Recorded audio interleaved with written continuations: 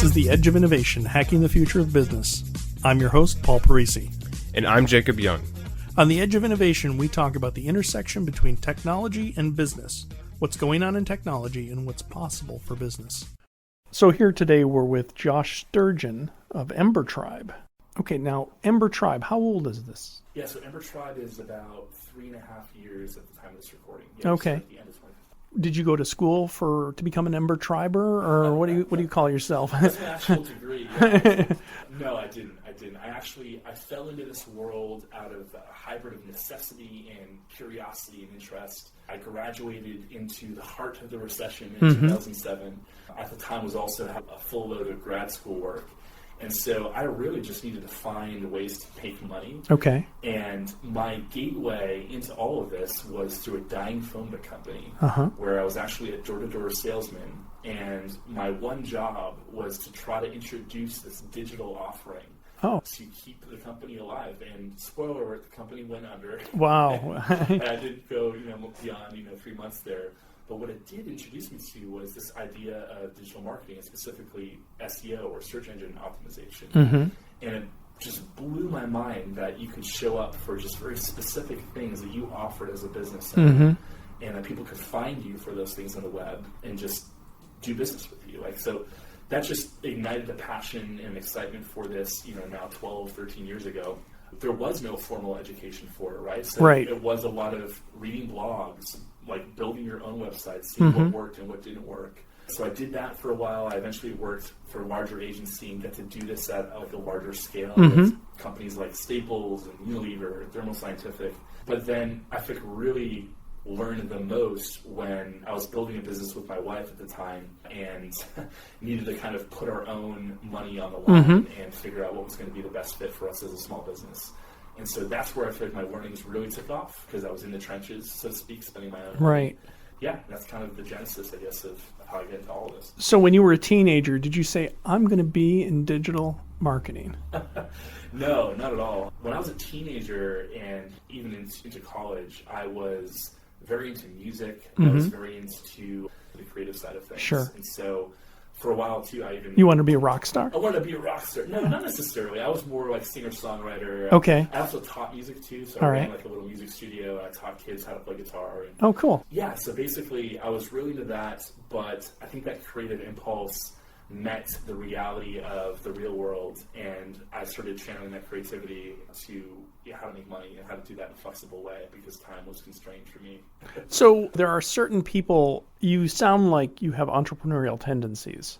Would you agree with that? How did that surface itself when you were young, really young? Yeah.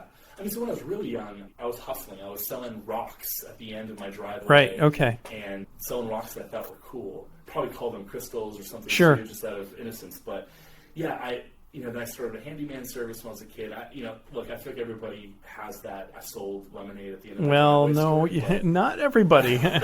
It is a difference in wiring from what I've seen. Yeah, that might be. Yeah. But, so what did you think? You were going to be an entrepreneur, or were you going to go work for somebody? What's funny is I didn't really frame it that way in my mind. Like throughout high school and throughout college, I found ways, because I was really into music, I found ways to fund my own recording and did albums, and all of that was kind of an entrepreneurial journey in and of itself. And I don't think I possessed the language yet to understand, no, I don't want to work for the man, I want to do my own thing. It was more out of a matter of necessity and circumstance that I ended up, working for myself in the beginning. But yeah, then later came to realize that some of my core values are to have freedom of lifestyle, to have independence, to be able to have open horizons. As I've gotten older and self-reflected more, I've been like, oh yeah, this has been in my DNA for a long time. Right. I just couldn't really label it right. back then. So what would be one piece of advice to somebody that was starting out now as sort of an entrepreneur? I know you do some mentoring. In doing mentoring, sometimes you can't be as honest as one might want. So we're anonymizing everybody out there. Sure. But what would be your anonymous advice to people? Man, I would say, you probably have a vision in your head and in your heart about what this could look like. And that might be 10 years from now. I would say divide that by, 1,000. What's the one step that you can take now? I think the biggest mistake that I see with a lot of entrepreneurs is that they so badly want to be in business for themselves, or they so badly want this product to come into existence that they are afraid to see it not work. And therefore, they never start. Oh, interesting. And so they never fail. they never fail because they never start. And you see people working on a logo for 6 months, and you see people doing whatever, but putting off the hard thing. And the hard thing is usually talking to somebody who isn't your mom or your dad or your friend or your girlfriend, and getting them to give you money for the thing that you want to produce. Right. Yep. And that's not greed. That's not anything else except validation. Right. And you need to get validation for what you're trying to build. Otherwise, you're going to spend a lot of time building something that nobody wants. Right. And you might feel good about what the future might possibly hold, but when push comes to shove, there's no business there. Right. I've also found that when you, the entrepreneur, engages with anybody, most people don't want to hurt your feelings. Sure. And so they're going to say, "Oh yeah, that's great," and then if you shift the conversation, well, will you give me $20 right now, and I'll deliver it for you in 6 months? Oh, I'd never pay $20 for that. Start to get to the truth of the matter. Yeah. Oh, I need to talk to my wife. Yeah, exactly. And that's really what you want to get to, and also to have other people ask on your behalf. I have a friend who's doing this.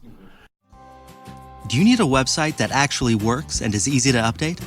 Savior Labs is a Boston web services firm that cares for your business and your team.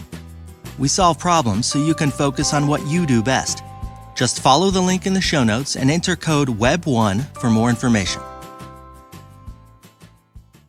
So is SEO the right fit for you? It really depends. I mean, a lot of the startups that we work with, like, they're inventing a new category. So there's nobody even searching for what they're doing. So SEO would be the wrong fit for them up front until they've generated the demand for the new category. So rather than just take a preordained checklist of different marketing channels that somebody else is recommending you do and then retrofitting that to your business, it's better to kind of have an understanding of where you sit in the market, who you're trying to reach, and then prioritize your spend on marketing from there. So paid is usually a really great option to start with that, because you can learn very quickly, and then you can build the content and then capture the SEO traffic over a longer period of time. But at least start with renting. It's almost like going to the customer and asking for the money now. Yeah, I hear that. Like now, if it's going to work or not. Well, I think an important takeaway for me here is this identification of the importance of the different channels. Yes. Because SEO isn't bad, but it's really hard to rule the world in SEO. But advertising, I can always buy an ad to my target market. Then it becomes, do I offer something that's quality? Right. Is that fair? That is fair. And I mean, I want to be fair and give paid the same treatment and to say that you are competing in an auction, right?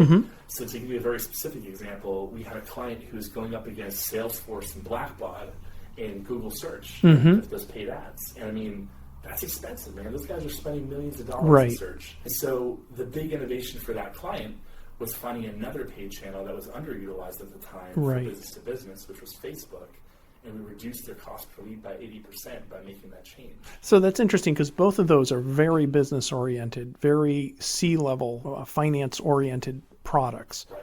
And you got to those people through Facebook? On Facebook, yeah. And when was this, time frame-wise? This was probably 2016 going into 17. Okay. Is that viable today? It's still viable, but there might be better alternatives depending on what your Sure. business is. Maybe LinkedIn? LinkedIn is very expensive, but also very targeted. But here's the takeaway, though, right, is that although Facebook has now more limited business-to-business targeting options than it did before they removed some of those things, what they do have is 2.5 billion people in their ecosystem. Yeah. So just statistically, your audience is there. If you consider even the internet-enabled population of the world, that's a massive market share. So the chances are the person you want to reach is probably on that platform or in that ecosystem somewhere. It's just a matter of, can you get to them in the most efficient way possible? Right. It's worth a shot. My questions have always been around, will those people make buy decisions in that context? It's sort of like if you're swimming, you're not interested in buying a TV. Right. And it's sort of like that just doesn't make sense. Whereas if I just finished lunch, I'm not interested in looking at restaurant ads. So I've never been able to understand how we go to a Facebook where I use it for figuring out how my family's doing, and friends. And then all of a sudden I see something about a technology ad because I'm a geek, Those two don't jive necessarily. Yeah, I think one key distinction and strategy for using these channels is to not necessarily try to go for the sale in one click. Mm-hmm. Like statistically, we know that over 95% of the people who visit your website will never return again unless you're given another opportunity to. Mm-hmm. So there's different tools that we can use to give you multiple, what we would call maybe at-bats to try to buy. But one major strategy, especially in the business services side, is just capture attention and capture a point of contact. Yeah. So even if they're not ready at that part of their buyer's journey to buy from you or to even schedule a sales call, they might be interested in some piece of content that you created or something else in exchange for an email address or some other information. So you can email them later or message them later. That's a good way to kind of lead off. Cool. Well, we've been talking with Josh Sturgeon of Ember Tribe. Where are you based?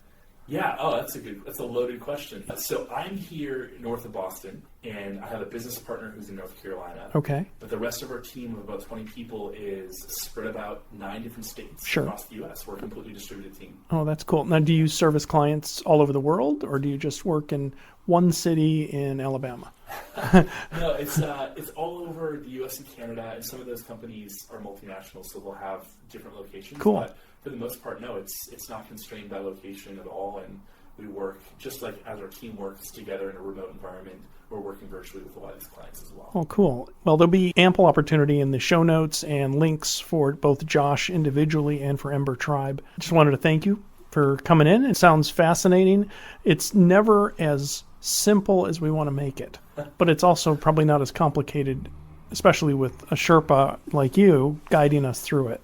Yeah, it's definitely, my encouragement for anybody is just start, just try. Your upside is so potentially high, it could transform your business in a way that you can never have imagined. It's worth at least a test to run. And yeah, Paul, thanks for having me. It was a great conversation. Absolutely. All right. Thank you.